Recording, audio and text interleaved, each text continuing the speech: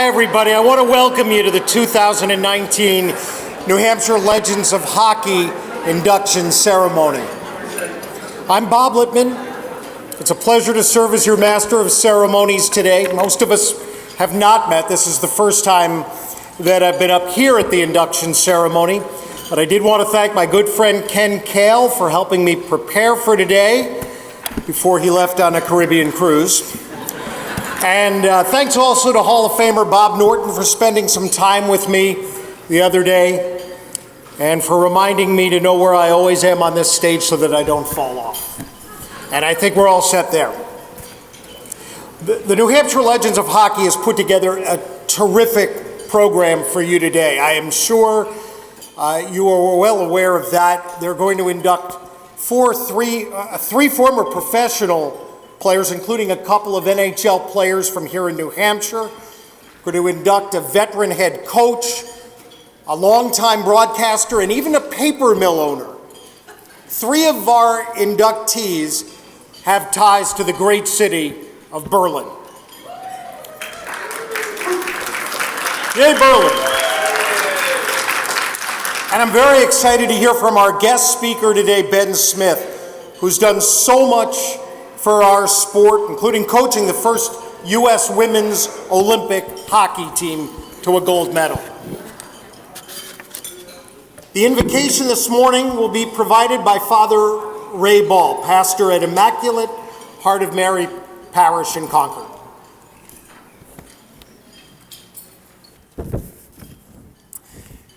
First, I'd like to begin with a moment of silence as we join in remembering our teammates and friends that we've lost over the past 12 months, including Hall of Famers George Crow and Norm Pinette, former Legends freelance writer Leo Callahan, former board members Father Robert Marchand and Paul Como, and Paul Leonard, co-owner of the Sauhegan Arena.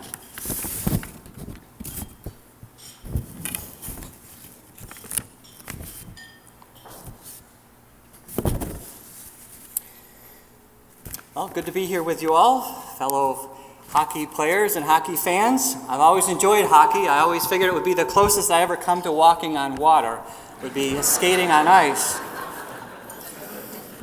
So hockey, like life, where it is far better when you assist, when you save, and when you have a goal.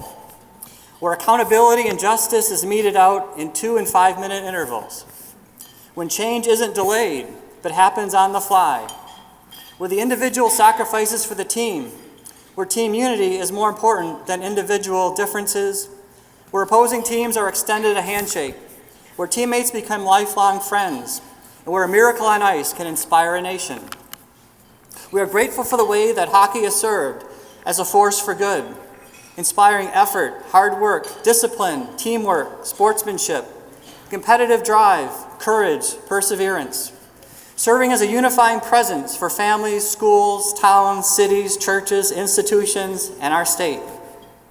As we honor those to be inducted into the Hall of Fame, we honor the way those qualities continue to be manifest off the ice as well. May these qualities of those we honor be passed forward so that their example may continue to light the lamps in the hearts of people throughout our state.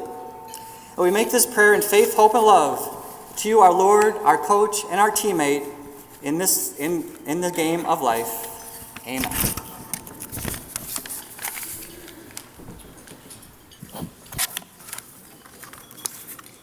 A very hard-working board of directors works to keep the legends of hockey alive and in the public spotlight.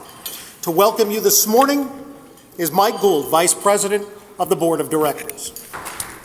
Good afternoon. I told my wife I was doing this year, and I told her how nervous I was, and she said to start out with a joke. So I found a very appropriate joke. Bear with me. A Bruins fan dies and was met at the pearly gates by an angel that offered to bring him on a tour of heaven. The angel said, "Sure, we can do that." They walked in, and he saw what looked like a hockey rink. And he said, "Can we go in the hockey rink?" And the angel said, "Sure, we can go look at the hockey rink." Upon entering the rink, he noticed there was a lone skater skating up and down, graceful and fast. He made moves that seemed impossible for mere mortals. And he had on a Bruins jersey with number 4 on the back. The Bruins fans started to weep. He said, "Please don't tell me, did Bobby Orr die?" I said, "Oh no, that's God, he thinks he's Bobby Orr."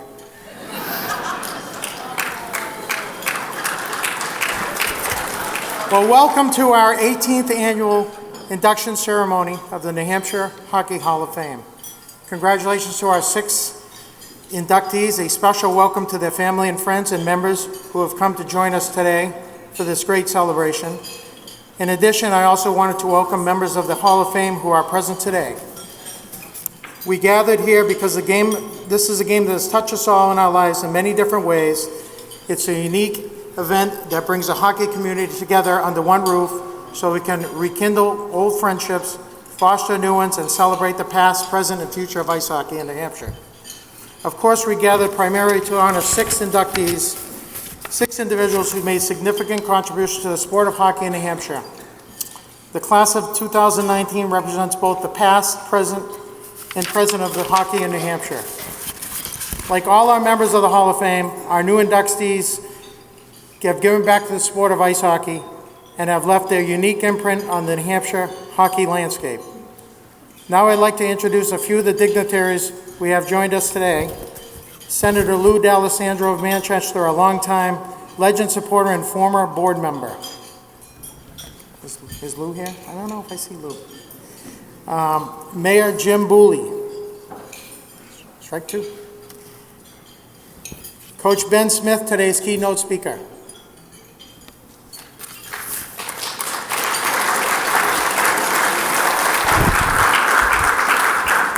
Our story of the legends of New Hampshire's hockey is in the program, but I'd like to remind you that we've were formed in 2001 with the primary mission of honoring, celebrating, and preserving New Hampshire's rich ice hockey history while supporting the development of hockey.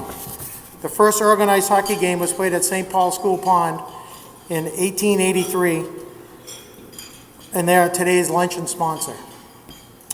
You can access the New Hampshire Legends of Hockey Hall of Fame by going to our website, NewHampshireLegendsOfHockey.com, which is listed in the program book. Annually, anyone can research and submit a nomination for a deserving individual for induction, and that deadline is March 1st. In the past few years, the focus of the New Hampshire Legends has continued to expand by supporting the growth of hockey in New Hampshire at all levels. A few examples of that is we support several youth hockey programs with the donation of equipment for youth hockey teams. This year we've helped out Rochester, the Upper Valley, and Laconia. We partner with the New Hampshire Ice Hockey High School coaches to recognize their boys and girls All-State players. We also do the same with the prep school coaches to recognize their All-State players. We sponsor the Senior All-Star Doubleheader, which is annually held in Exeter. At the end of the season, we have a game for the Division I and II players and then the Division III players. And we also get involved with the Make-A-Wish game between New Hampshire and Vermont each summer. We've supported the Black Ice Pond Hockey Tournament, a senior pond hockey event held here at White Park in Concord. If you haven't attended that, it is quite a hoot. It's a fantastic event. The proceeds of that event go to skating areas throughout the capital city, and now they've financially supported the now completed new skate house at White Park. It also connects many of us to the Legends, on the Legends board, to our roots when we used to play pond hockey and enjoy the game that we now love. We can expect the New Hampshire Legends to continue to support hockey in New Hampshire, particularly the future of the sport at the grassroots level, youth hockey with Matt Roy. Matt, please stand up, from the New Hampshire Amateur Hockey Association, and he's also a new board member on our board. Thank you, Matt. In particular, our presenting sponsor, Bauer. Our luncheon sponsor, St. Paul School. Many thanks to the new rector, Kathy Giles. Our co-sponsor, New Hampshire Amateur Hockey Association. Thank you, Matt. And also Vashon Kluke and Company, PC. Bob and Kathy Vashon are not here, but they've been great supporters of our organization, and Bob's been on the board for many, many years. Our social hour sponsors, New Hampshire Distributors, Thanks to Tom and Chris Brown and all their crew. Guys, can you stand up? You guys do a lot for us. It's a great partnership. We really appreciate it. They've been with us since 2004, so thank you very much. Our ring sponsor is Warner Mazda of Manchester. We'd like to recognize the support of our other sponsors. We have 10 gold level sponsors, 10 silver level sponsors, and they're on all the banners on the walls. And we also have 7 bronze sponsors listed in the program. Thanks for their generosity and support. We couldn't do it without you. New Hampshire Legends is a nonprofit organization that depends on your support and that of our sponsors to continue our mission that is printed on the top front cover of the program.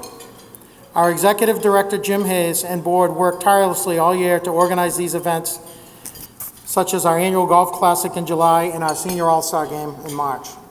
Many thanks to all the current board members. You can see their names on the program on page 1. And I know from working with these guys, they have a great passion for hockey, and it all shows on a day like today. Let's see.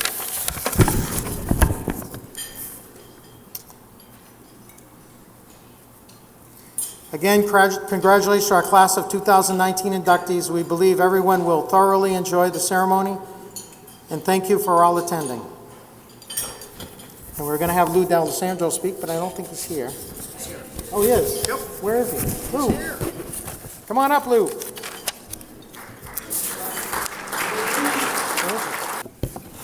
Good afternoon, everyone. Great to see you here. I saw Norman Gamache here, and I knew I was in the right spot. Brother Gamache was read his comments in the Sunday News today. Norman, thank you very much. First of all, very happy to be here. Great to see so many friends. And I've got a letter here from the governor. Dear friends, I'm happy to join the New Hampshire Legends of Hockey in recognizing this year's wonderful list of inductees into the Hall of Fame, and to help you recognize their many achievements and contributions to hockey in New Hampshire. All this year's inductees have helped to highlight the athleticism, camaraderie, and important contributions to teamwork that are needed to be a great hockey player, and in turn make these inductees great athletes. They've all been helpful along their path to success by great coaches and mentors.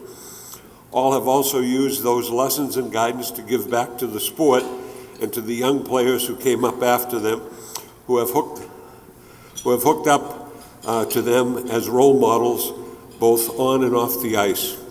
The individuals being recognized today have also made immense contributions to the sport in the guidance they have shown players and the importance of promoting and encouraging involvement in hockey within their communities. These Hall of Famers have all added to the great excitement of the game, and their commitment has gone a long way to help promote hockey in the state of New Hampshire. I commend the New Hampshire Legends of Hockey for selecting such a great group of inductees, and thank you all for doing your part for hockey in the Granite State. Again, congratulations to all of today's inductees, and thank you for all that you have done to contribute to the sport and make hockey a New Hampshire tradition loved by so many generations. Sincerely, Christopher T. Sununu, Governor of the state of New Hampshire.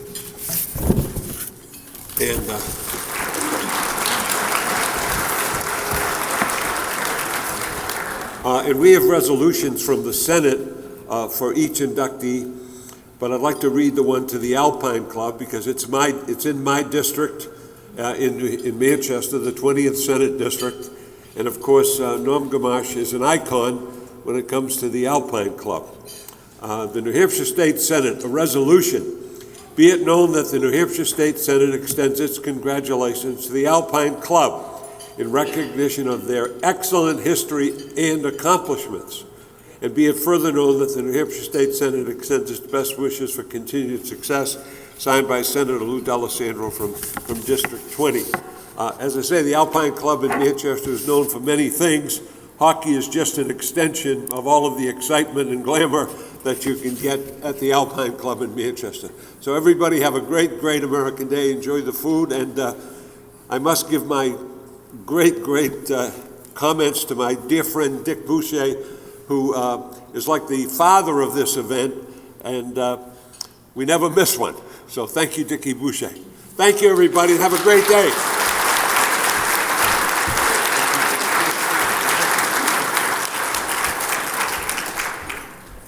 Well, that's a great segue into what we're going to talk about next. The class of, what we usually do is we honor a hockey team. As Lou said, the Alpine Hockey Club is this year's honoree.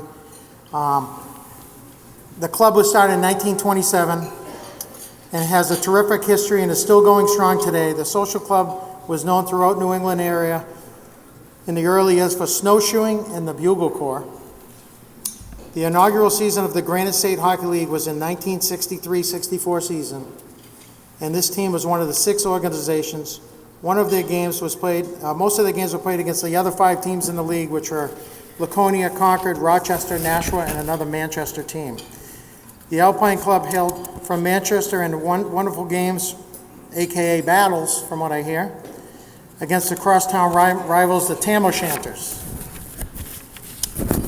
I was just a little baby. In fact, the commissioner of this new league was the Legends Hall of Famer Ken McKinnon.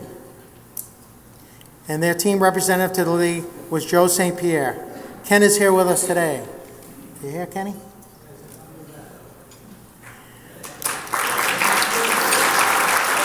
The captain. There are 25 of our Hall of Fame members who played on the Granite State Hockey League, of which 14 played for the Alpine Club. In the spring of 1965, the team played an independent schedule and ultimately became the Manchester Blackhawks. In attendance today is the current president of the team, Norm Gamache, as well as upward to 30 members and alumni of the club. With us today are the following Alpine players, and I'll ask you to stand and stay standing while I announce the other team members. At the conclusion of today's event, please come up to the stage for a group photograph. Our founding father, Dick Boucher.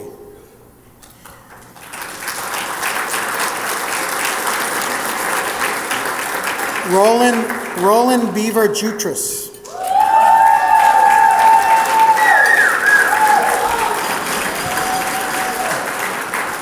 Connie Gagney.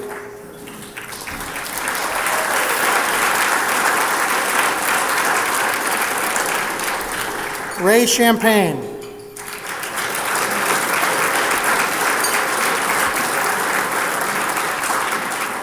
Bert Mativier.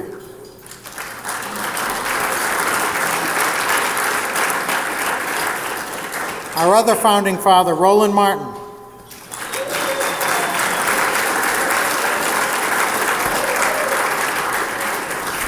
Jacques Lorendo.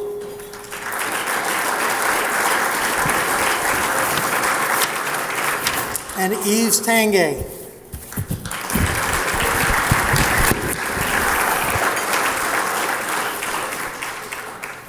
I'd like to have Norm Gamache please come forward and say a few words.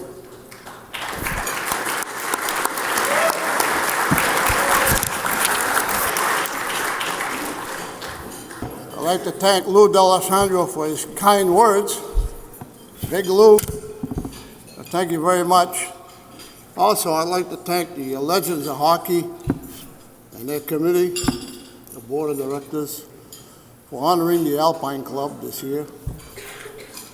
It's a great thing that I enjoy, being represented by the league, Legends of Hockey.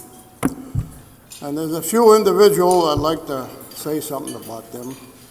When they started looking into information for this program, they didn't have too much to go on. So finally they put the word out.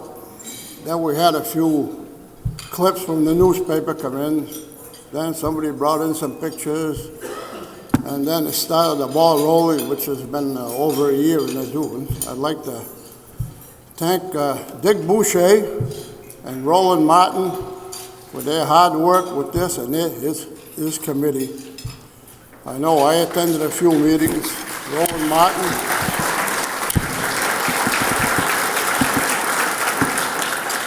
So again, thank you very much for honoring the Alpine Club, and have a good afternoon.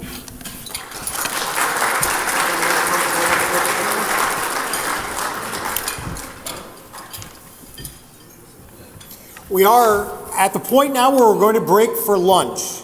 I have two little housekeeping items for you. First of all, while you are eating today, up on the screens you will see a 1932 Winter Olympic video that the George Chase family provided the hockey legends. George's father, John Chase, was captain of the 1932 team, teammate of Hall of Famer Doug Everett.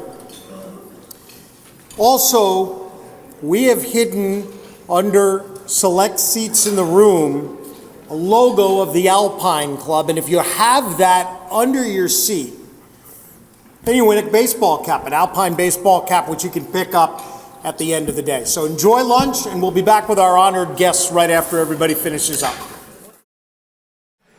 I hope everybody enjoyed their lunch.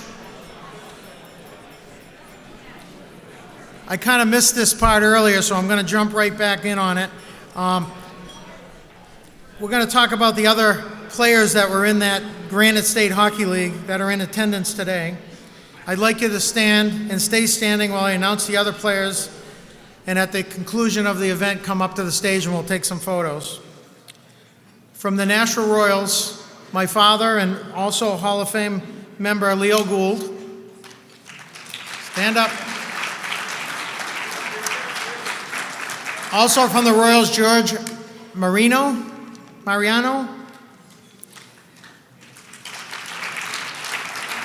From the Concord Shamrocks, the captain, also Hall of Famer Ken McKinnon. Louis Iafrate and Dick Martineau. Oh, Dick LaMontagne, I'm sorry, Dick LaMontagne. From the Manchester Tam O'Shanners, Jerry Nollet and Dick Daigle. And from the Laconia Lakers, John Richardson and Bill Rollins. Thank you, guys. Come up after for a group photo. The supporters campaign, annually we run a supporters campaign which concludes at the end of the calendar year. Listed inside the back cover of your program today, you'll see the individuals that are supporters of our organization for 2019. If you'd like to join in on that, there's some brochures on the tables that talk all about it, and you can also go on our website and you can see how you can join online. I'd like to talk about the honor team for next year. Every year we have our honor team. This year's the Alpine Club. At our annual meeting last May, the board of directors selected the team to honor next year. The history of this team, this is the first high school team we've had in a little while. They have both a boys and girls program. This year the boys program will be competing in its 51st season of varsity NHLOH competition, while the girls team began play for the very first year in 2007-2008 season. The girls have played in the last 3 state championship games, all coached by Jeff Taylor, while the boys team has fought for the championship 6 times overall. The last 5 trips, they were coached by a man who just retired after 42 years at the helm, compiling 508 wins along the way. 2 boys alumni played in the Division I Frozen Four. Dana Barbin, who's also a member of our Hall of Fame, in 1978, and John Higgins, who was inducted in 2010. The coach is a Legends Hall of Famer, Jim Tufts, and the school is the Exeter High School Blue Hawks.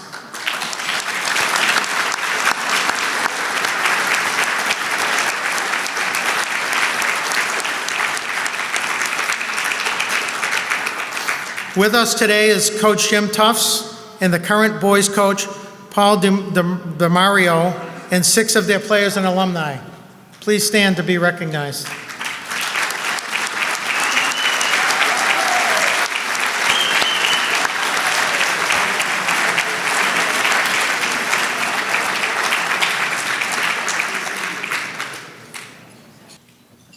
Did want to spend a moment here, if we could, to recognize the current members of the New Hampshire Legends of Hockey Hall of Fame who are with us today. So I'll go, there well, I'll go through the list, and if you'll just kind of wave and let everyone know you're here. Leo Gould, member of the Hall of Fame. Julie Sassner-Smith. Bob Norton. Dunk Walsh. Dick Boucher. Hubie McDonough. Andre Prefontaine. Red Gendron. Jim Griffin. Dick Roy. Rene Leclerc. Bruce Parker. Roger Letourneau. Rich Ryerson.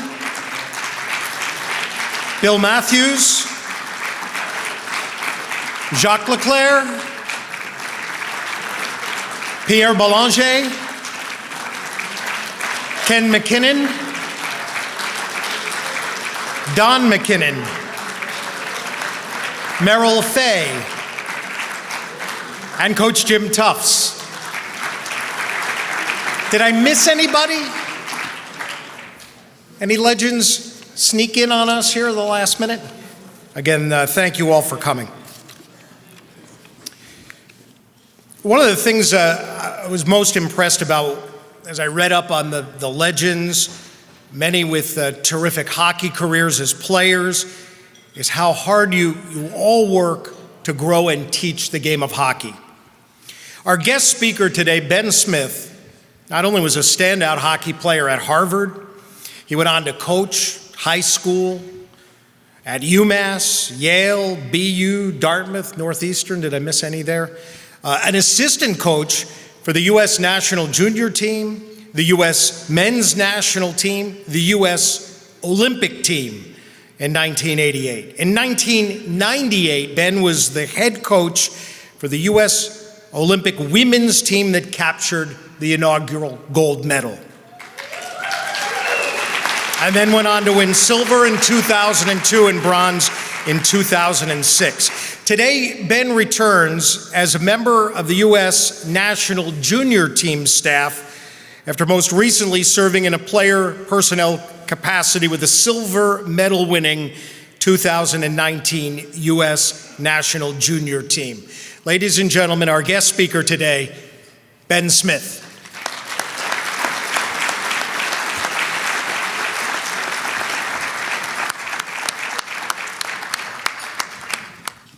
Thank you very much. These chairs aren't the easiest to slide in and out of. I don't know if you've noticed, maybe it's my 225 pounds, but just getting up from the table, and I didn't eat that much. I was very, very disciplined. Thank you for the kind introduction. And first, let me express my congratulations to the 6 inductees. It's obviously a wonderful achievement, and you and your families must be so excited and proud of this moment. Also, just looking around the room and seeing the work that goes into this affair, and I've been here, this is my second time because my wife, Julie, was inducted in 2012?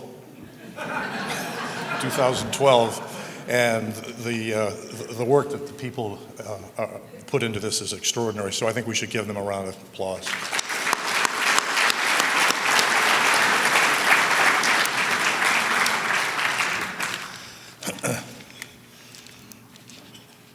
I brought some notes and I folded them up, and now everything's jammed up here, but we'll make do. As a youngster, I grew up playing football and hockey, and I loved them both. And I remember as a youngster, I was able to continue playing right up through my early years in college, both sports, which isn't that easy to do these days, the way the schedules are put up for all the year-round sports that take place. But there was a football coach by the name of Paul Bear Bryant, who, you getting feedback out there? He had great teams at the University of Kentucky, and he had great teams at Texas A&M, and he had great teams at the University of Alabama, which probably gave him his most fame. But he always spoke about building a program from the ground up. And one of the things that I remember, a quote in particular, was that if you want to have a good program, if you want to have a good football program, you've got to surround yourself with people who can't live without football. And as I look around the hall today, I think I'm surrounded by people who can't live without hockey. So I think I'm in the right place.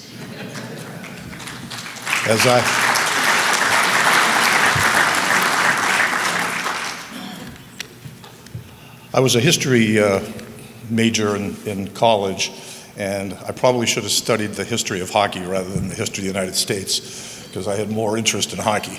And I've loved the game.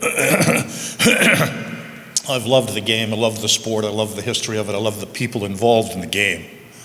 And I was lucky enough to play for a interesting college coach who happened to win a Stanley Cup as a player with the Bruins, and he actually won a Stanley Cup as a coach of the Bruins. A fellow by the name of Ralph Cooney Weiland. My friend Bob Norton probably remembers Cooney very well. He always told a story about how things were different, how the game was changing over the years. And in the 1929-30 season, which is back before I was really following the game that closely, he had set the record in the NHL for 43 goals in a 44-game season. And that was quite a feat at that time, and obviously he was a great player. When we used to tease him about it, he said, "Yeah, but you got to remember, Smith, the next year they put the blue lines in." So he said, I'd stay down the other end of the ice and Dick Clapper would scale it down to me and I'd tuck it in the net. I think the next year I only got 12 goals. But bringing that topic up, you know, people talk about how the game changes, and people talk about the era of when 50 years ago was that guy good enough to play today. And I've always felt that the great players, the legends of hockey in New Hampshire are the players that were great then, they'd be great today. Another story I remember by the great slugger Ted Williams, Boston Red Sox, and I think most people here in the hall remember that name. He was a .341 lifetime hitter, and by some people was considered the best hitter of all time.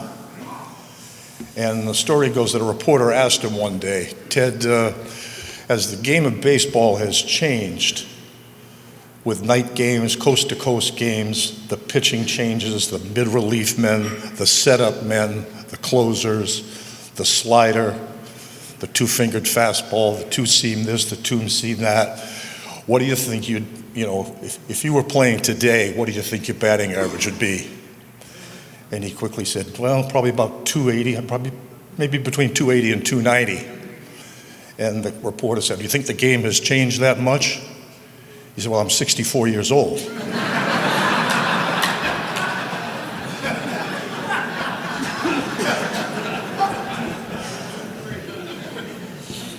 So my point is, the players that were great 50 years ago, or the players that were great 20 years ago, or the players that are great today are always going to be great in my feeling. They'll make the adjustments, and that's why it's so nice to be here today to celebrate the legends, inductees, and what they're going to go through today. One of the other great things about the sport of hockey, I think, is the family situations that you see that I think is almost unique to the sport. And whether you go back, again, in the history of the sport, you've got the families like the Patrick's family. The Lester Patrick Award is given out every year by USA Hockey and the NHL. You've got the Richards, the Hulls, the Mahavliches, the Drydens, the Cleary brothers, the Esposito brothers, the Granato brothers and sisters, the Mounsey brothers and sisters, the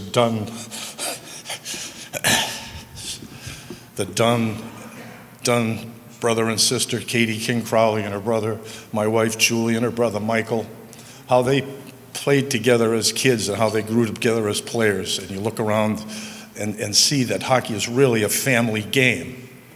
And I know that being here today and looking around the room and seeing the different tables, I know that there's going to be great stories and great history being written here today. And I bet we're going to hear a lot of stories about the history of their journey, and I think we're going to hear an awful lot about the families, the coaches, the friends that were so instrumental, and these wonderful 6 inductees are going to tell us about today. So I'm excited to be here, and I'm going to sit down and really pay attention because I think we're going to have a wonderful afternoon, and thank you very much for inviting me.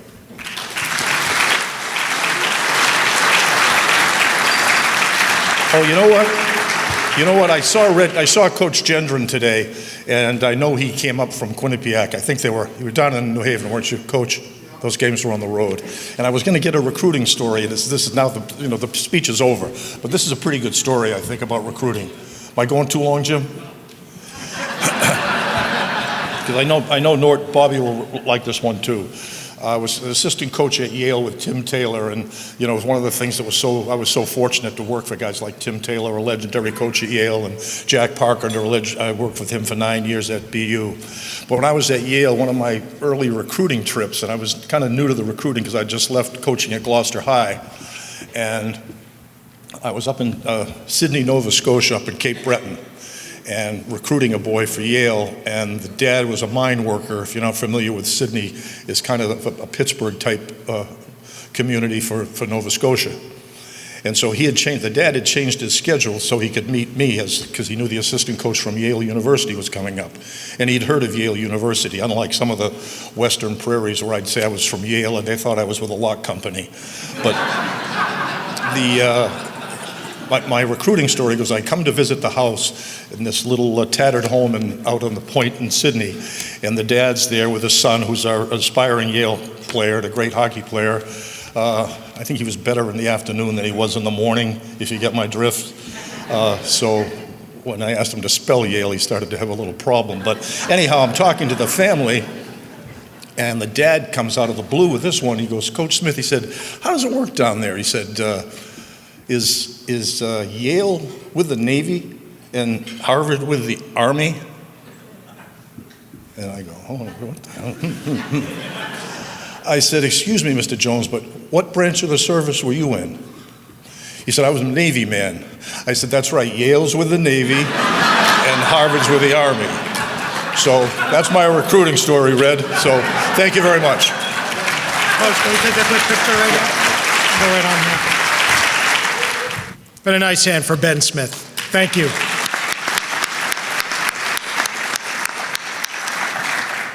Today, the New Hampshire Legends of Hockey recognizes a Durham native who forged a professional career that spanned more than 20 years, including stints with 6 NHL teams. Defenseman Darren Quint was drafted 30th overall by the Winnipeg Jets in 1994. As a rookie, in 1995 and 96, he tied an NHL record by scoring 2 goals in a 4-second span. His career would include 463 games in the NHL. The Jets, Coyotes, the Devils, the Blue Jackets, the Blackhawks, and the Islanders. Darren Quint retired in 2016-17, and today we welcome Darren Quint to the New Hampshire Legends of Hockey Hall of Fame. He is not with us today. There's a good reason. He is in training in Phoenix, Arizona to become a police officer. And we had hoped we would have him here today. But I do welcome his dad, Tim Quint, to accept the award. Tim?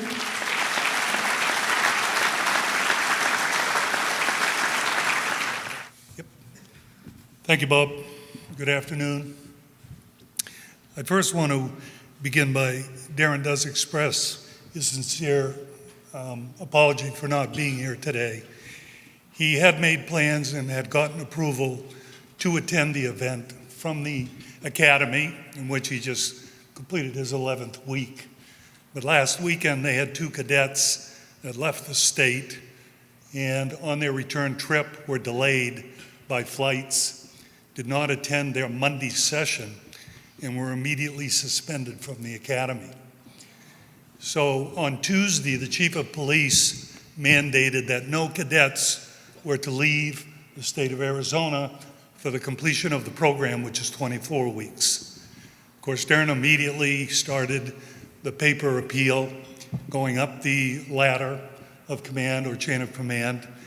And long story short, he met with the assistant chief on Friday, and she simply said, Darren, we cannot make an exception, and so therefore you cannot leave the state. And believe me, he is all in on this law enforcement training and felt, as he said to me Friday night, Dad, please understand that my last 21 seasons with teams, they gave you 2 options. You do it our way or you take the highway. And so he said, I fully understood.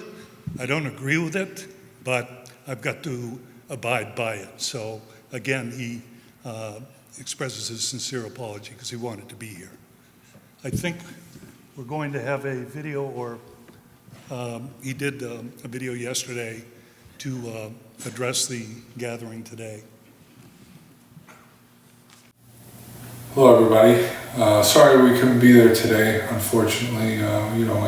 My family and I couldn't make it from Arizona due to my involvement in the police academy right now. We've got 10 weeks done and we have 13 more weeks to go, so still a lot of work to do, but it's a huge honor to be involved in this and have my name in there with all the other people that are there today. And I got a lot of my hockey career. I enjoyed every minute of it. My one regret is that I never got to play it for UNH, the University of New Hampshire Wildcats, and play for Coach Umeli. That's one of the few regrets I have in my hockey career. But I appreciate everything that the game has given to me, and I appreciate this honor. And I'm just sad we couldn't be there, but thanks again, and it's a huge honor, and I take a lot of pride in being from New Hampshire.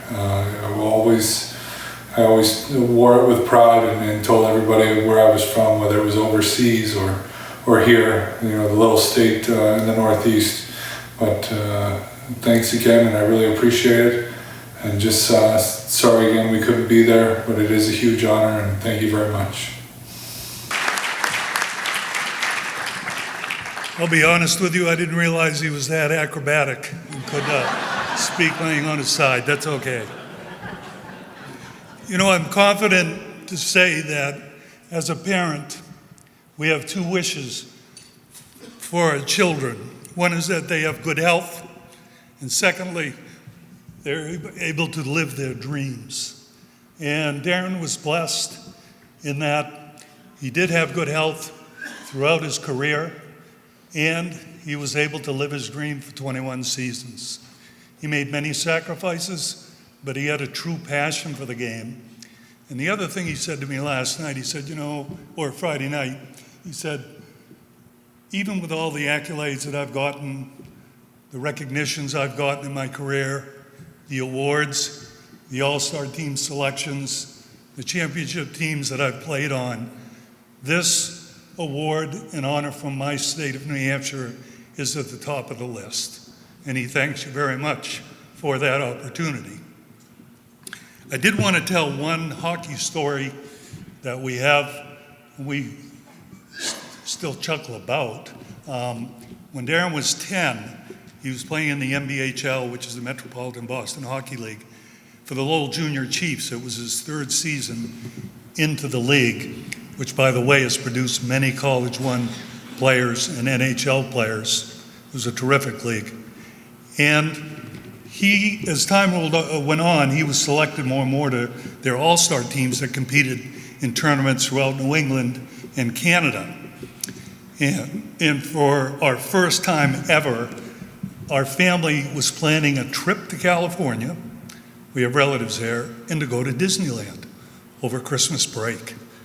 So it was about around the 1st of November. We hadn't quite made firm up the plans, but then I got a call and said, would Darren like to participate in a holiday hockey tournament in Massachusetts for the selects?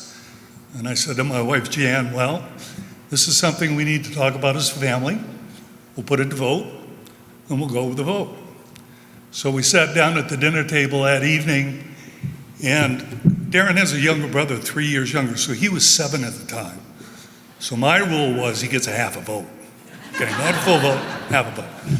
So we outlined the two options for the kids, and we said, all right, let's vote. Who wants to go to the hockey tournament? My hand went up. Darren's hand went up. All right, who would rather go to Disneyland? Christian's hand goes up. Jan's hand goes up. Sorry, guys, you lose 2 to 1.5. So that was okay. Jan stuck with the deal. And that evening, after the kids had gone to bed, her only comment to me was, what normal 10-year-old would go to hockey over Disneyland? So speed the clock up, 9 years. Darren's a rookie with the Winnipeg Jets. We're sitting home one evening and the phone rings. I answer it. Hey, Darren, how you doing? Good. He said, is Mom available? I said, sure. She gets on the phone and the conversation is this. Mom, I'm in California with the Jets. We played the Kings last night. We play the Ducks tomorrow night. The team took us to Disneyland today. So what was my only comment? I told you hockey would get him there, and it did. But truthfully, he had a great ride. He lived his dream for 21 years. This group joining this fraternity will be at the top of the list. I know he wants to attend next year, and he thanks everybody, the nomination committee, the election committee for this opportunity, and I thank you very much from the Quints.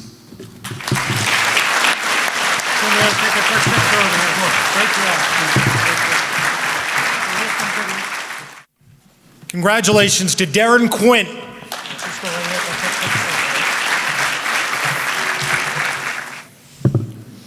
Downing Potter Brown, or DP, was the fourth of 5 sons of the founder of the Brown Company, which ran the largest paper mill in the country in the early part of the 20th century in Berlin, New Hampshire. He and his family's company was one of the first major corporations in the country to sponsor and build the game of hockey on such a large scale. Brown was responsible for founding of the Berlin Athletic Association in 1921, which was followed by the creation of a mill league, city teams, and a team at Berlin High. D.P. Brown was described as an excellent athlete, playing football and hockey at Williams College.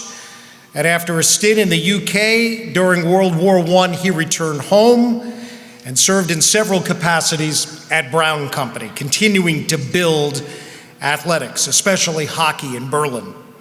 Today, the Legends welcomes the induction of Downing Potter Brown, and to speak about him is his great-nephew, Timothy Downing Brown.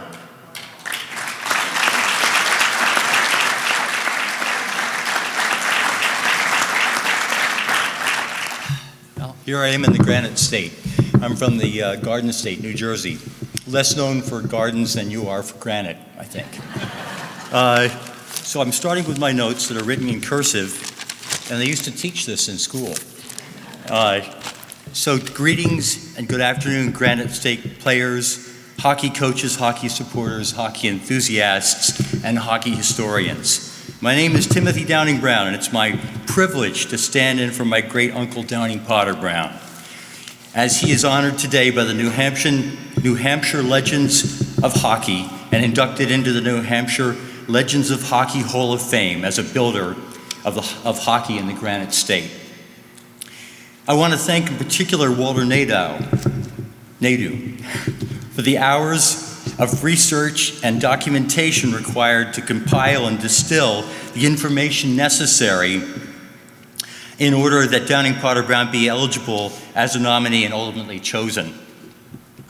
Walter and his dedicated compatriots at the Berlin and Coos County Historical Society have a comprehensive archive of the Brown Company history at the Moffett House Museum in Berlin, New Hampshire. So there isn't much that I can add to Walter's well-penned synopsis of D.P. Brown's passionate involvement in the development of hockey, starting with the establishment of and support of the mill teams and the construction of the Pleasant Street rink, as well as providing seminal coaching and support for the hockey program at Berlin High School. So I'd like to talk a little bit about legacy, what each of us ultimately leave behind for the next generations. It's an integral part of the human experience to leave behind something of ourselves by way of touching the lives of others. I'm very moved to see how many lives my great uncle has touched through his passionate organizing, coaching, and financial support of hockey. No doubt he felt that hockey was essential to the building of family and community, and that sportsmanship on the ice, playing hard and gracefully winning or losing, is an instructive mirror of how to live life. I'm sure he also felt that hockey was a hell of a lot of fun and a great way to get aggression out in a healthy, constructive manner. So D.P. Brown died in 1954. I was only 3, so I never really knew him other than through the stories of my father. And my father was close to him, and my father was a shy young guy, and Downing-Potter took him under his wing and took him fly fishing, and so that was my dad's connection with him, and that's all I heard about. You know, Dad was a New Englander, unhappily transplanted to New Jersey. He eventually found his way back here. He's more at home on ice or on skis than he was walking, but he never touched a hockey stick except to move mine from one side of the room to the other. So the story is by way of telling you that I didn't hear about Uncle Downing's legacy in hockey through him. And so it's pretty thrilling and exciting to have come to this awareness at this point in my life. Generations ago, clinical psychologist Eric Erickson, I'm going to stop right there before I get into this stuff. It's kind of in my wheelhouse because I'm a psychotherapist, and I know that Jackie Nadeau was saying, like, this is a little out of your league, isn't it? Like being a psychotherapist? Well, no. I was a landscaper for 25 years, and I got banged up enough that I probably could be in league with a lot of hockey guys here. So I have enough injuries. But at any rate, generations ago, clinical psychologist Eric Erickson articulated the stages of human development. And in each stage, there are tasks to accomplish. In the final stage of life, which he named integrity versus despair, what you do is, and that's sort of beginning in the 7th decade in your 60s, and Downing died at 66. We begin to take stock of our life, what we've accomplished, what we want to accomplish, and we make peace with that reality. And I can do this if I really try hard. Downing-Potter Brown was only 66 when he died, and I wonder if in surveying his life he recognized that one of his major accomplishments was his role as a builder of hockey in the Granite State. And I know one thing in my heart: he would be delighted to be here, seeing the present vibrance of hockey in the Granite State fostered and supported by the New Hampshire Legends of Hockey. And finally, it's been a thrill today making the acquaintance of Dick Boucher, Dickie Coy, and Lou. I can't pronounce your name, I can't remember, it's a senior moment, but you know who you are, Lou. All 3 of these guys are old men like myself. No. I mean, by the way, 60 is not the new 40, 60 is 60, and we're in our 60s. You know, they worked in the mill. They worked at the mills that were run by my grandfather and his brothers, and I didn't carry on any of that legacy. By the time I came along, all that money was gone, and I had to work for a living. But at any rate, it's really been thrilling meeting these guys who were my age, who came up in the mill in Berlin, and just have that connection with the family history with these men who made the company what it was, all the workers. So, thank you and God bless.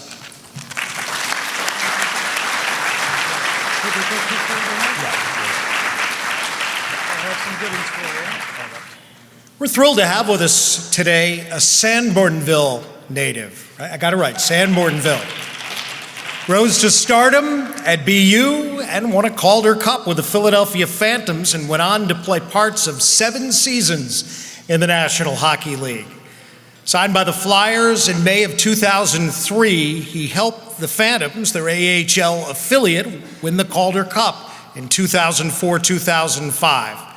Freddie Meyer played in 281 NHL games with the Flyers, Islanders, Coyotes, and Atlanta Thrashers.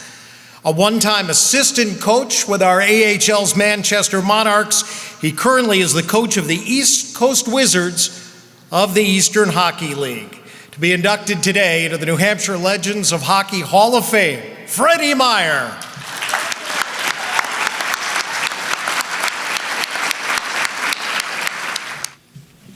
Thank you, Bob. What an honor to stand in front of you today. First off, though, I'd like to congratulate all the other inductees. It's a real honor and privilege to enter the hall with you at this time. A special thanks to the board of directors and all their work behind the scenes to make this event possible. I think I emailed Jim Hayes 25 times with different questions and comments and whatever else. Either way, what a day. Obviously, this is an incredible honor, and I'm very humbled to be added into the Hall of Fame with all these great names from the state of New Hampshire. It's been a long journey from the original days in the Rochester rink to the frozen lakes of Sanbornville, New Hampshire, to Cardigan Mountain School, to Ann Arbor, Michigan with the U.S. National Program, to across the world playing internationally. But it was all worth it to finally have the opportunity to come back to New England and lace up the skates at the Fleet Center against the Boston Bruins. Obviously, I never had the opportunity to play for the Bruins, but obviously coming home to the greater New England area and having friends and family at those games was truly special. I'm very thankful for all the opportunities that hockey has provided for me and the lessons I've learned along the way. It's really been an incredible ride. Obviously, as we all know, this would not have been possible without the love and support of my parents. Their tireless effort to get me to the next rink or event enabled me to achieve the ultimate goal every youth hockey player dreams of. Thank you, Mom and Dad.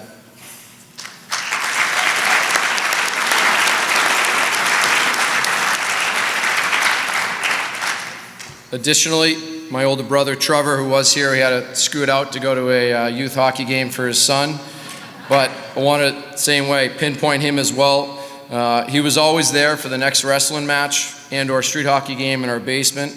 And without playing against him daily, I truly believe my on-ice skills and compete level wouldn't have been what they are. So thanks, Trev, for your support along the way. As well, my wife, Lindsay, and my 2 boys had a scoot down to Marlboro for a couple big games this afternoon, so they've left before I've had a chance to take the microphone, but obviously my boys are chasing their passion for the game and love for the game, and I want to fulfill that for them.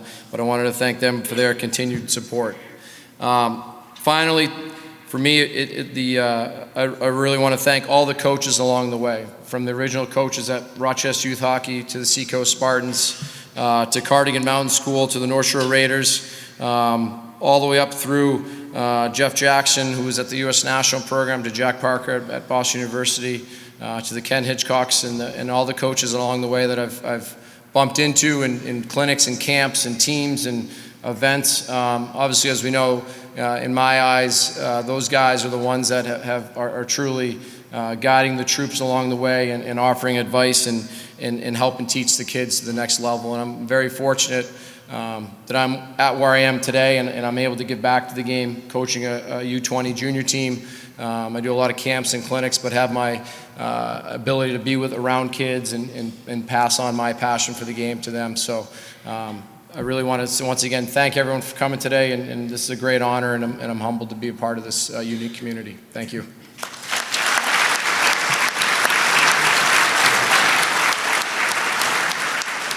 Our next inductee was a member of the state champion Berlin High School teams as both a junior and a senior.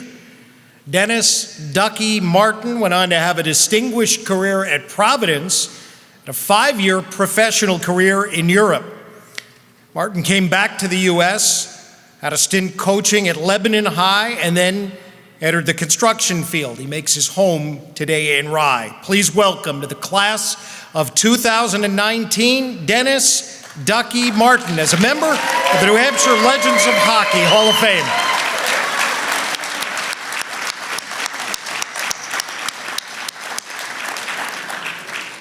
All righty then.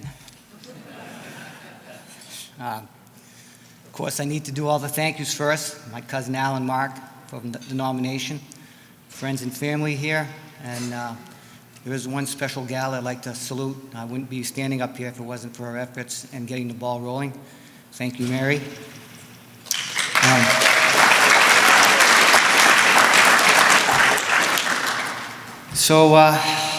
My parents came down from Shottsville, Canada in 1957, and I came into the world a year later. So now I'm at about 6 or 7 years old, and I went down to Green Street rink, and then I made my way to the arena, and then I saw kids playing hockey. So I said, all right, I think I want to do this. So I go home, ask my mom. She worked at the Globe discount store, Berlin's Kmart, and I said, can you get me some skates, Mom? She said, oh, okay. So she came home, God bless her. I opened up the box, and they were black figure skates. So I tried, of course. But we fixed it, and we went up to Shottsville, and I put them skates on. My mom had 12 brothers, so I mean, in no time I was taught how to skate.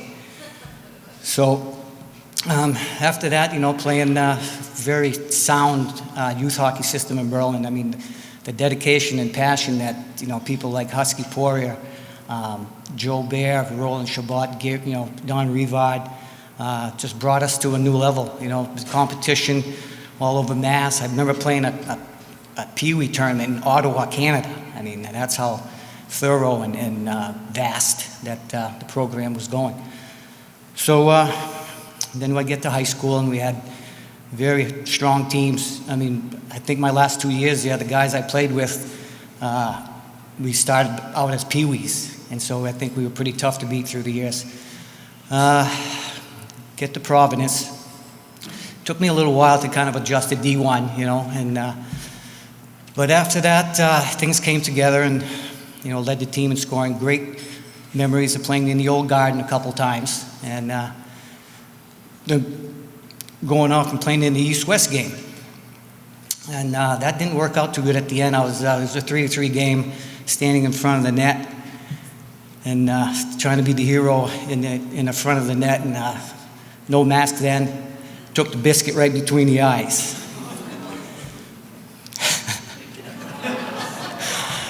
So that was a nice honor. I have a great memory of being with another Berlin guy, Greg Gump Nolan, and we came up to UNH while Johnny was playing with Frankie Roy, and we come out, and they smoked us first period.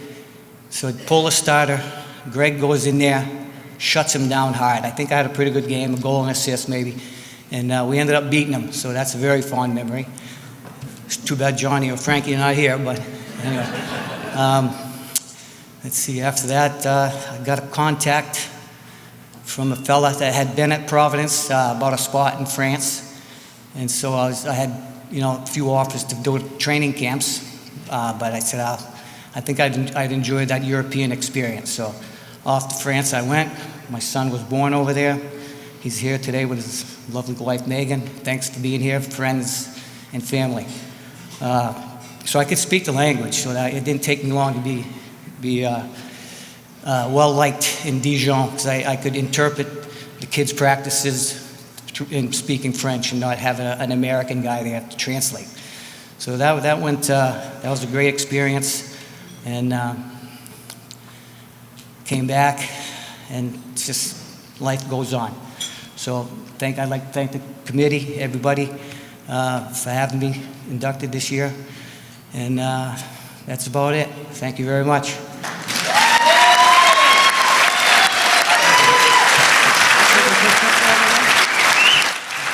Nice hand for Ducky Martin.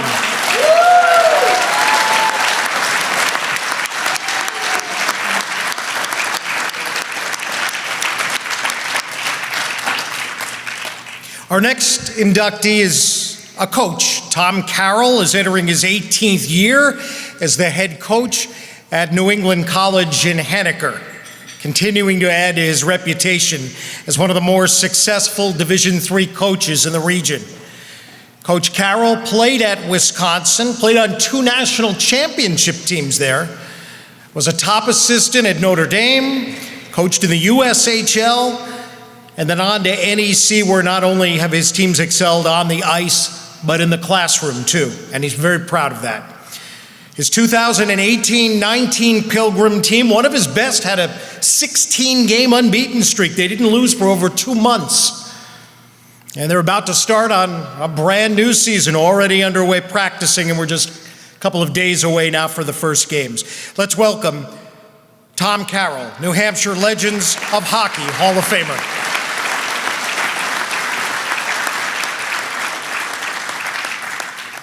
I too have a few notes, but it's a tough act to follow with NHL players and All-Americans and professional players, but trying to do my best here. I was trying to talk to a couple of guys that had been up here and some others that do a little more public speaking than I might do, and they said, well, have a joke.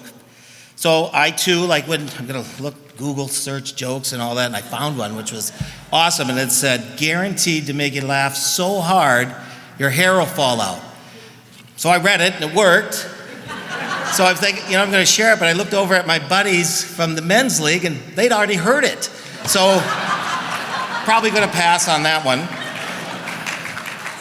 So then I have to thank him for all of us to have such great family support. My wife and daughter and Alex are here, and they've been through all the coaching journeys and all that. And I asked Cindy, I said, geez, can you give me some advice? The joke thing isn't going to work. She goes, speak really, really slow. Everyone wants to hear what you say, and whatever you do, don't use any big words. All right. I said, well, that's good. That's the second piece of advice. I said, Cindy, I don't think everybody has refereed in this room. And so as we tend to talk a little bit about the journey that we've had from New Hampshire. I'm from Minnesota and grew up in a great community, Edina, that loved hockey and sports. And so I was excited to get on with my hockey career, and the lone goal was to play for the Edina Hornets, and there's 2 high schools there, so it was the Edina East Hornets, and I had great coaches. Willard Eichler was a tremendous coach, and like all the others that have been fortunate to get to any level of hockey, the moms and dads that drove us, and I'm one of 7 in our family, so it was carpools and all that. We brought our skates to school at Cornelia School, and we could skate at recess. We could do a lot of great things, and from high school to play for Willard Eichler, I got a chance to go to the University of Wisconsin, which was awesome. And so we played, and as a fringe player, as a guy that's sitting there and played for Bob Johnson and Jeff Sauer and Grant Stanbrook, just awesome coaches, legends. And you're sitting there and think, geez, are they going to put me in? No, I don't think so. And you develop a passion and to coach. And so when I was finished, and we were lucky I was in the right place at the right time. We played in the national championship the last 3 years there and played with fabulous players. And I got a call from Indiana, Culver Military Academy, when I had graduated. We need a coach. We need a coach to come down. Are you interested in doing it? And I said, boy, I'll do it. And he said, well, there's just one little caveat on it. We're going to fly you down. And if you don't take the job, you owe us half the plane flight. I'm like, okay, well, I don't have a job. I'm still probably caddying at Edina Country Club at that time. So I jumped in there. We went down to Culver Military. And I got off the plane in South Bend. And there was a retired guy there assigned Culver Military Academy, so I jumped in the car with him. So we're driving down to Culver, and I said to him, do you know, I just finished at the University of Wisconsin. Is there anything for a young person to do in Culver, Indiana? As we're driving through all these cornfields, he says, well, I'll tell you what my wife and I like to do. Every Friday night, we get in the car, we go uptown, we go to the corner tavern and get the chicken. I'm like, wow, that sounds great. But I am saying that doesn't sound bad now, having coached for a long time. But It was Culver, and it was great. And I can tell you the best thing about Culver, aside from being able to work on coaching, I did everything. They needed a coach, and there were two, and maybe it was destiny that we'd move in New Hampshire, but I was greeted by two UNH guys that were just fabulous. They invited me into their family, and they took care of me, and Al Clark was the first one, and the other one, and he said he was going to come today, but he's playing in a hockey tournament, was Ryan Brandt, who's in the Hall of Fame. He and his family were so great. Here I was from Minnesota, sitting in Indiana with nothing to do but coach and drive the Zamboni and a bunch of things, and we'd come to my house. So I can't thank them enough for allowing for that 5 months that I was in Indiana. It was awesome, and those guys were great. And from there, I got to go to Notre Dame and meet lots of famous people and develop coaching. We were starting our program there actually they had dropped it. So we were doing a lot of great things with that. I met really exciting coaches, and one of the things, I'll tell you a story at the end, but Lou Holtz was the football coach at some point when he was there, and I used to ask him to call recruits, and he'd do it, and he'd meet with the assistant coaches, and he said one thing I remember all the time in coaching. He said, you know what, there's a reason you have 2 ears and 1 mouth. Listen twice as much as you speak. I say that to all my coaches, and I do it all the time. And so I had lots of, it's good advice, and you think about it, you ask people questions all the time, and Digger Phelps would ask questions about hockey, and we'd argue about stuff, and we'd do a bunch of things that would help you become a better coach.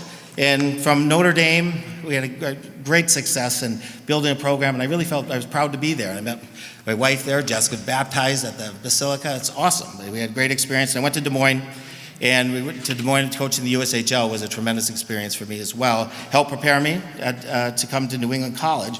So when we decided that we were going to come to NEC, get out here, Cindy and Jess were going to stay in Des Moines. We sold our house, and I was going to live in a dorm, and it was going to be great. And Hazy and the friends of New England College Hockey were awesome. And I said, geez, Hazy, I like to skate. Is there a men's league in town? And he says, well, there is, but it's a really good league. There's a lot of guys that have played in college and some pro guys and all that. And there's a draft. You have to be drafted. Well, I'd like to give it a shot, Hazy. So I'm sitting in my office in Henniker, and the phone rings, and it's Bob Blood asking for my resume as a player for the draft. And Phil Stewart and that are going to get drafted. And so ultimately, I was able to get drafted in the league. But Bloody drafted me, and the games are at 9:45. And at 9:35, every night that we had a game, the phone would ring, asking Cindy, is Tom coming to the game tonight?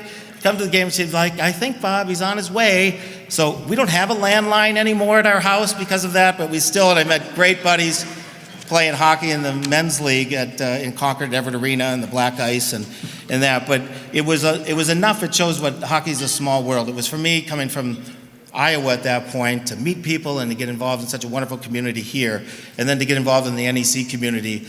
I'm really proud to coach at New England College. The kids they're fascinating to coach with. We have all different cultures. We have kids from all over the world, and we've had great success. And as Bob mentioned, we've had success in the classroom. And boy, we got there. We got close to a national championship, lost to Bill Beanie, another UNH guy at Middlebury. I think I had a home ice advantage that day, but we lost in the national semifinals. And I'm really, really lucky to coach, and I'm lucky to coach at New England College, and I'm excited about the season upcoming and the competition. It's such a tremendous. The league is great, and the kids are dedicated. And to me, I've had a chance to coach at a lot of different levels, but at 4 o'clock, it's all the same. Those kids want to learn, they want to coach, they want to win, and they want to be successful. And I really am lucky, to be able to do that for a job. And so it's not able to do that without the tremendous support that we have with families. So the one story that I will end with, which I thought was great, back to Lou Holtz, telling me you have two ears and 1 mouth. We're sitting there, and one of the things at Notre Dame, I said I met a bunch of people, and the phone rang, and it was Scotty Bowman. It said, you know what, Bob Johnson said to give you a call. My son's interested. He's the general manager of the Blackhawks now. Interested in Notre Dame. Can you tell me more about Notre Dame? And so I told him about Notre Dame, and we became friends, and he'd call at night and talk about things. And he was asking me things all the time. He'd ask me, what do you know about this guy? Did you play against him? Do you know him? And anyway, so in 1991, he calls me up and says, do you want to go to the Stanley Cup? Do you want to go to Stanley Cup in Pittsburgh? I go, they're playing the North Stars. I said, yeah, I do. I want to go. So he said, well, this will be great. You can fly out to Pittsburgh. We'll put you up and get you tickets, and it's all that. So I get there and I pick up the tickets, we go to the game, and I think if you remember the game, if you see the highlights, Mario Lemieux turned Sean Chambers inside out and scored on John Casey, and it was an unbelievable goal, and the North Stars lost. But on the back of the ticket was a business card that said, meet us here after the game, win or lose. Perfect. So we get the Penguins win, we're going in, we get in the cab, we give the guy the card, and we go to this restaurant, and like a big wheel, I go right to the front of the line because I've got this card. We walk in, go past everyone in the bar, and we're out in a back room, in a beautiful banquet hall, and I look in there, and there's Scotty Bowman and Bob Johnson and Craig Patrick, and Pierre McGuire was a scout there. All these guys are in there. I'm like, God, I can't believe we're in here. And they're having a great time celebrating the win. And shortly after that, Bob Johnson taps his glass and said, great win today, guys. We got a special guest here. Tommy Carroll from Edina, Minnesota, a two-time national champion, is here from Wisconsin. Tommy, welcome to Pittsburgh. And the room was silent, and I'm sitting there, and all I can say is, thanks, Coach. And he said, don't sit down. Don't sit down. Tommy, what'd you think of our power play tonight? And I was at the game, and it had Coffey and Lemieux and Yager and Francis and Larry Murphy and Kevin Stevens, and I couldn't get everything. Everyone's looking at me and asking, what is he going to say? And all I could say was, I think it looked great, Coach. So we sat down and had a great time, and all I could think about at the time, boy, here's Bob Johnson. They're asking me questions. He's one of the greatest college coaches ever. Whether he wanted to hear what I had to say or not, but he was interested. And the other thing I learned on that, I'll bet you everyone in that room was thrilled I wasn't on the coaching staff that night. So thank you very much for this tremendous honor. It's a thrill to be here, and I appreciate that.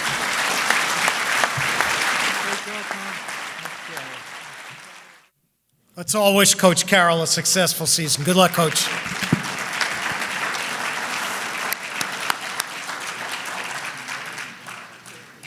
Our next inductee never played hockey, opting for football, basketball, and baseball while attending Berlin High School.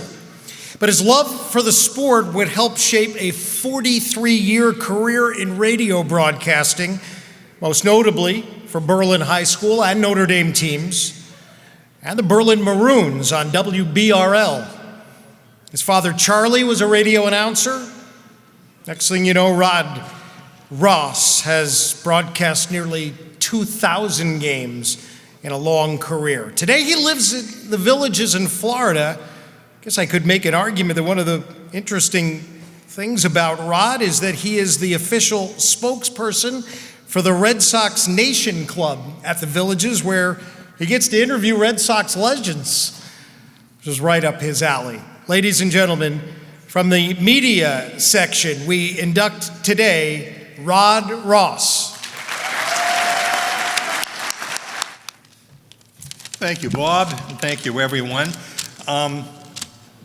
Ben mentioned something about playing hockey being a family situation. My brother Rusty and Richard here today, none of us played hockey. So I don't know if that's a problem we had. Probably. Played everything else. Thank you so much. This is thank you to the board for this tremendous honor. It's really nice. First of all, I want to say that I noticed you saved the oldest for last. And I'm not sure why. I mean, it is my nap time, so, you know. The board, we went back, 18 years ago, I guess, when Dick Bushy came to Berlin and said, I want to go on the radio a couple of days and talk about this organization that several friends of mine and I are going to start. I said, okay. And we did, and got great response from the listeners calling in. And this is what it's become. It's unbelievable. What a job you guys have done. I can't believe it. It's my first time here. Again, thanks to the board. Thanks to Dan Mawa for the great sponsorship. I appreciate it a lot, Dan, and for letting everybody in the world through Facebook know that this was happening. Thanks to my family, of course, for being here. Many of them are here. My wife, my children, grandchildren, my brothers, my cousins, a lot of friends. Thank you so much. The reunion, it's nice to have a family reunion that is not through a wedding or a funeral, so it's very pleasant today. I went to visit my cousin Jerry in the nursing home back this summer about 2 weeks before he passed away. We always had a way of bringing each other down to earth. First thing he said to me was, "Congratulations on being on the induction coming up." I said, "Thank you." He said, "You realize you got there because of your big mouth, right?" I said, "Yeah, I realize that. That's a large part of it. I agree." I started out, I think my first inclination that I wanted to be a play-by-play announcer was listening to Kurt Gowdy as I was going up, the great Red Sox announcer. And then locally, Jock McKenzie was the Berlin announcer doing hockey games. That interested me. And then my dad, Charlie Ross, took over and did that for 7 years before he passed away, very young. Watching him, I traveled with him a lot when he did games, traveling both in high school and college, doing hockey games, and it fascinated me. I couldn't skate, I couldn't play, but I could certainly appreciate it. And watching him, some of you older folks here remember my dad, Charlie, and he was excellent. He was a super announcer. And I had a chance to ask him about a lot of things as we're traveling along, and watch him, and the way he would prepare for a game. He didn't just go out there and do it. He spent the time doing his homework on not only the local team, but on the team that Berlin team was playing. And he would say things to me that, I look back on what he was saying. He was teaching me. I didn't realize that at the time he had a wonderful way of doing that. He'd say, it's important that anything you do in life, you prepare for it. Well, he did. He said, and the other thing was to be yourself. Don't try to be somebody else. And remember that it's not about you, it's about the players. Great advice. I have to tell you a story about my dad. Summertimes, I was going to Plymouth State, and I would come home in the summer, and I had a built-in job at the radio station because my dad was the program director there. And I'd work nights, and I'd read the news, and I'd come home and I'd say, "How'd I do, Dad?" He said, "Great." He said, and I was just in a play at Plymouth. I did a lot of theater work there. I was in Julius Caesar playing Mark Antony. Well, I came home and I said, "How'd I do, Dad?" after I read the news that night on the air. He was listening. He said, "You did just fine." He said, "I can understand every word. You paused between each story. You did all that. The only piece of advice I would have is try to sound like you're not doing Shakespeare." That was a great lesson in being myself. Dad was great. He's the one that really taught me. And of course, my mother was the one she was an athlete too, so she knew all about how not to get too cocky. And she made sure you didn't get too cocky. As a matter of fact, somebody asked her once about her 3 sons, and she said, "My boys are no worse than anybody else's." So, Mom and Dad, I know you're watching. Thank you. New Hampshire Legends of Hockey. This is obviously a memory group. Oh my God, you walk in tonight and talk to people I hadn't seen in years, talk to them. It's wonderful. My wife Debbie will say, "How can you remember a shot you took in a tournament game 60 years ago?" I said, "I don't know. If you've played sports, you just do. You remember things you missed, you remember the things you made, it just sticks." So that's what this group is, I think, is just a wonderful way to remember our memories. I have a few, and because I covered many generations of hockey players, not just one group, I have a lot of stories, so we're going to be here a while. No, I'll narrow it down. Dick Bushy, as I remember, Dick came to Berlin and we talked about the legends of hockey. Well, Dick was also a heck of a hockey player. He remembers my dad broadcast games he was playing in, and I watched him play. He was something. He was a little scooter, fun to watch. Dickie Roy. I remember Dickie Roy. If you had the puck and came across the blue line with your head down, you were going to run into a stone ball named Dickie Roy.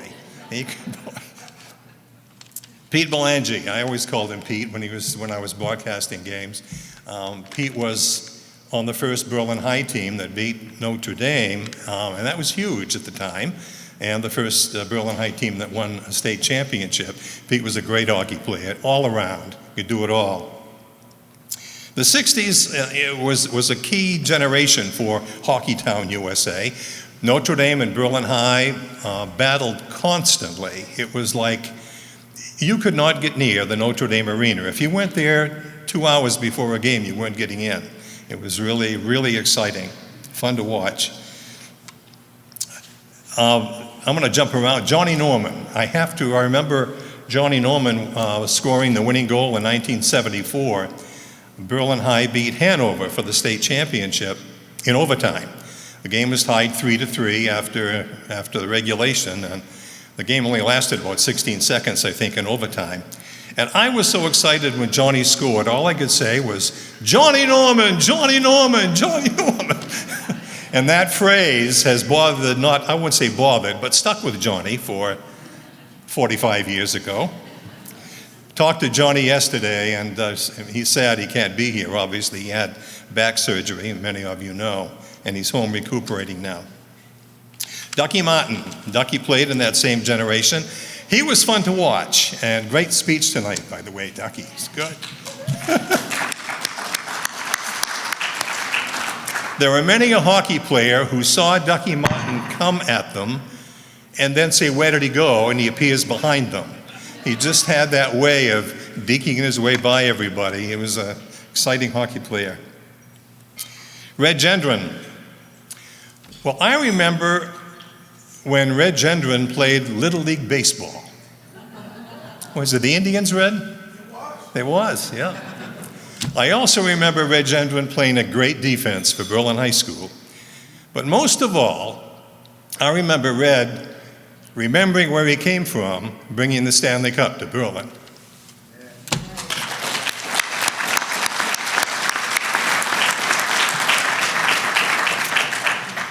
The Berlin Maroons, of course, they were fabulous during the 60s and won the national AHA title, 67 and 68. And the thing is, largely with homegrown talent. I mean, a lot of those teams had players from all over the place. The Maroons had a few, but mostly homegrown. That first line of Didi Villeneuve, Dickie Vallier, and Albie Broder, still one of the best lines you'll ever see in amateur hockey. Fun to watch. Rod Blackburn, the goaltender. Rod was not only a great goaltender, he was a colorful goaltender.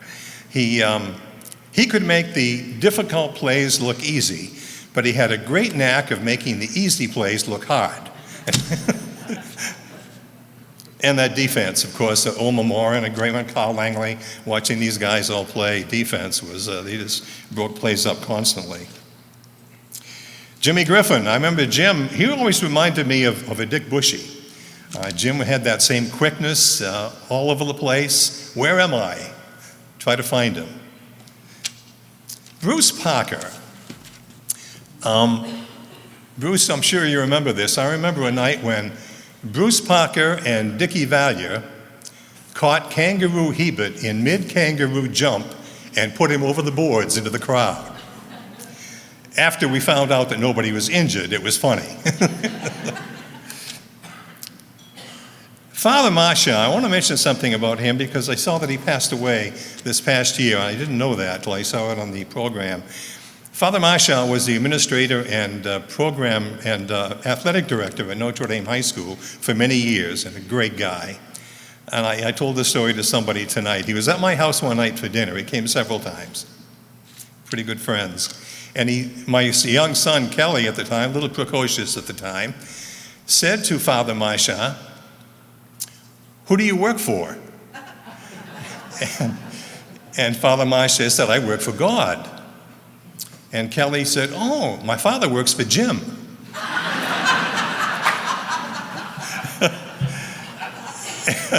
And Father Bob said, "Well, I hope that your father's boss is as nice as mine." I have to talk about this guy too. His name is Roger Letourneau. Some of you have heard this story, many of you have, but I'm going to tell it from my perspective. Berlin High School played St. Dom's High School for the state championship in 1967 and won in overtime. In that game, Roger scored the tying goal with less than a minute to go after Berlin had pulled the goaltender. And then a young fat Carew scored the winning goal in overtime, and Berlin won the New Englands. The year before, St. Dom's had defeated Berlin High in 6 overtimes at the Boston Garden.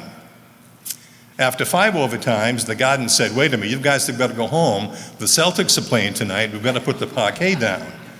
So they did, came back 2 nights later, and St. Dom's scored about a minute into the overtime, and that was it, 6 overtimes.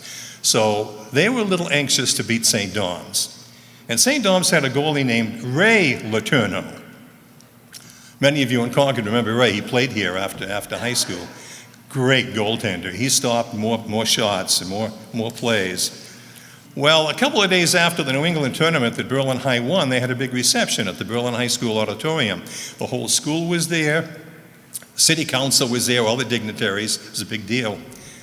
And I was there on stage with a live microphone and interviewing some of the players and coaches. Marcel Morency and Bruce Parker were the coaches of that team, and some of the players. Well, when Roger came up, Roger was a little shy. I figured you were going to get a couple of words out of him, that's about all. And I said, Roger, what did it feel like when you scored that tying goal? And he grabs the microphone out of my hand, turns to the crowd and said, all I kept hearing was Letourneau shoot, Letourneau save. Letourneau shoot, Letourneau save. This time when I shot, it wasn't Letourneau shoot, Letourneau save. It was Letourneau shoot, Letourneau score. The place went crazy. Roger just smiled, handed the microphone back, and sat back down. Well, this has been wonderful. Speaking of memories, thank you all for the memory that you've given me and my family. It's been exceptional. Thank you so much.